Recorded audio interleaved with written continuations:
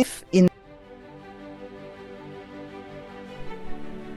Pernah nggak kamu ngerasa hidup ini kayak terlalu cepat? Bangun tidur langsung lihat notifikasi, scroll berita, buka TikTok lihat update teman, tren baru, krisis baru, semua datang bersamaan, tiap detik. Kita nggak lagi hidup di zaman yang stabil, kita sedang berdiri di tengah badai. Badai teknologi yang terus berkembang tanpa menunggu kita paham, dan badai informasi yang bikin kita bingung, mana yang benar, mana yang cuma sensasi. Di satu sisi, teknologi menjanjikan kemudahan, tapi di sisi lain, informasi menyeret kita dalam kekacauan. Kita jadi tahu terlalu banyak, tapi memahami terlalu sedikit. Ini bukan cuma soal gadget atau aplikasi. Ini tentang cara hidup yang berubah. Tentang dunia yang tak lagi sama. Di video ini, kita akan bahas sesuatu yang lebih dalam dari sekadar kecanggihan zaman. Kita akan bicara tentang disrupsi teknologi dan disrupsi informasi. Dua gelombang besar yang sedang mengguncang hidup kita, tanpa ampun.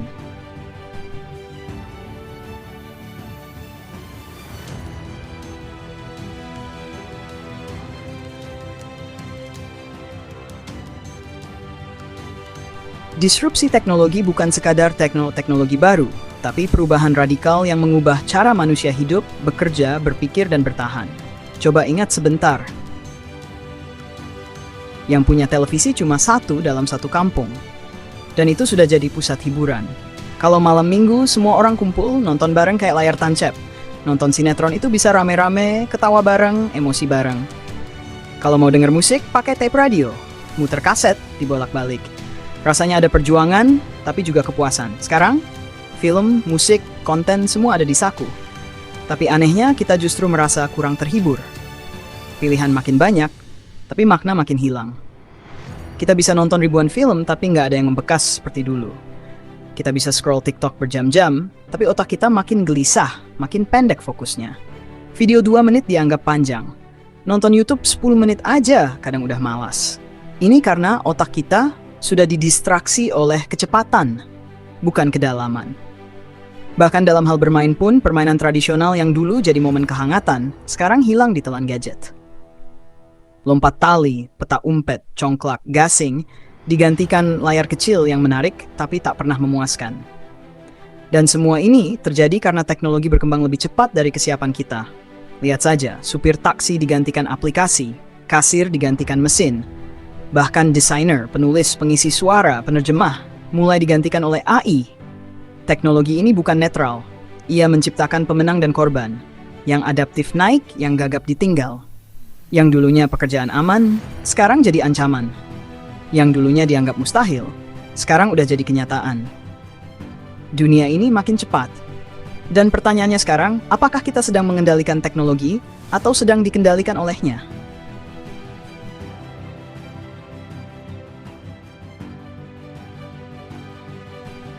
Kalau disrupsi teknologi mengubah cara kita hidup, disrupsi informasi mengubah cara kita berpikir. Dulu, informasi datang perlahan. Kita tunggu koran pagi, berita malam di TV, atau cerita orang tua di sore hari. Ada jeda, ada waktu untuk mencerna. Tapi sekarang, setiap detik ada notifikasi baru, setiap scroll ada konten baru. Setiap buka HP, kita dihadapkan pada lautan informasi yang nggak ada ujungnya. Masalahnya bukan kurang informasi, tapi kebanyakan informasi yang saling bertabrakan. Kita hidup di zaman di mana semua orang bisa bicara, semua bisa viral, tapi tidak semuanya bernilai. Tidak semuanya benar. Dan yang paling mengerikan adalah ini. Setiap minggu ada yang viral, tapi semuanya cepat dilupakan. Dulu heboh berita korupsi 2,71 triliun, lalu hilang. Kasus Sambo dan konspirasinya hilang. Kasus Vina dan teka-teki keterlibatan Peggy Setiawan hilang. Korupsi Pertamina hilang. Setiap bulan ada cerita besar. Tapi sebelum kita sempat mencerna, datang berita baru yang lebih panas dan yang lama terkubur. Bukan karena selesai, tapi karena kita pindah ke gosip berikutnya. Kita bukan sedang dihadapkan pada kebodohan. Kita sedang dibanjiri informasi sampai lumpuh untuk berpikir jernih. Algoritma tidak mengarahkan kita pada yang penting, tapi pada yang menghibur dan memancing emosi. Belum lagi soal media sosial. Cara manusia berkomunikasi sudah berubah drastis. Dulu, kita kirim surat, tunggu berhari-hari, bahkan berminggu. Lalu ada Morse, lalu pesan suara, lalu ditemukan telepon, Suara kita bisa terdengar dari kota ke kota. Kemudian lahirlah handphone, yang bukan cuma alat bicara tapi portal kehidupan. Sejak itu, manusia mulai berlomba-lomba menciptakan dunia digital baru. Muncul Friendster, lalu digantikan oleh Facebook yang begitu mendominasi. Kemudian Instagram lahir dan membuat semua orang ingin tampil sempurna.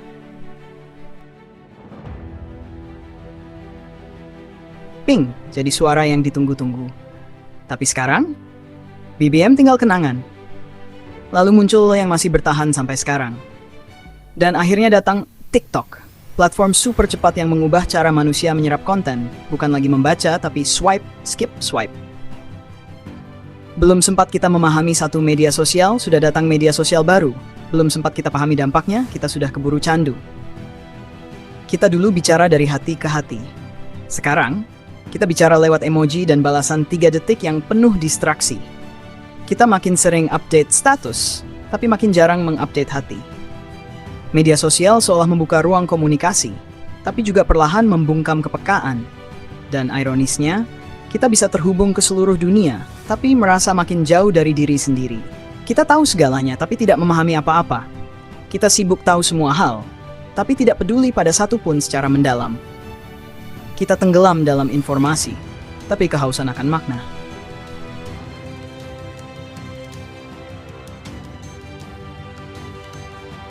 Sebut negara-negara yang ada di Eropa, nanti orang terakhir bakal menang 200.000, tapi kalau nggak bisa jawab atau salah, itu keluar. Mulai dari kamu, 1. Garut. Lah, Bayangkan ini. Kita hidup dalam 2 medan perang sekaligus. Yang satu adalah teknologi, yang mengubah cara hidup.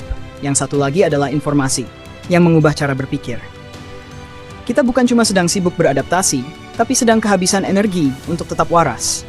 Setiap hari kita dituntut mengikuti kecepatan, tapi mental kita dirancang untuk kedalaman.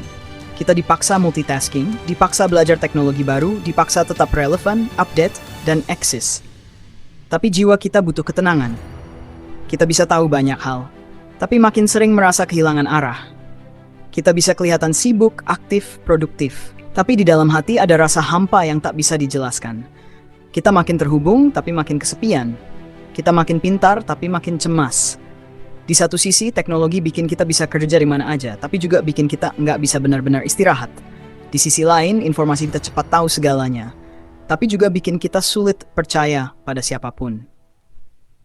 Inilah dunia kita sekarang. Hidup di tengah badai, tapi disuruh tetap tenang. Dihantam dari 2 sisi, tapi disuruh tetap kuat. Dan banyak dari kita nggak tahu harus mulai dari mana untuk tetap waras.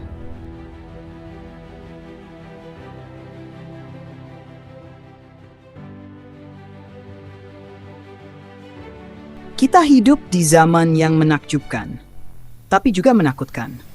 Kita punya akses ke teknologi paling canggih, tapi juga menghadapi krisis identitas paling parah. Kita hidup dalam puncak peradaban informasi, tapi juga di tengah jurang kehampaan spiritual dan mental. Maka hari ini pilihlah untuk sadar. Sadar bahwa dunia ini tidak akan melambat. Maka kita yang harus belajar menenangkan diri. Pilihlah untuk jujur. Jujur bahwa kita lelah. Jujur bahwa kita butuh arah. Dan yang paling penting, pilihlah untuk menjadi manusia. Di tengah disrupsi, tetap pegang makna. Di tengah kecanggihan, tetap jaga nurani. Karena pada akhirnya, dunia ini tidak butuh lebih banyak orang pintar, tapi lebih banyak orang yang benar-benar hadir untuk diri sendiri, untuk sesama, untuk kehidupan. Dunia boleh terus berubah,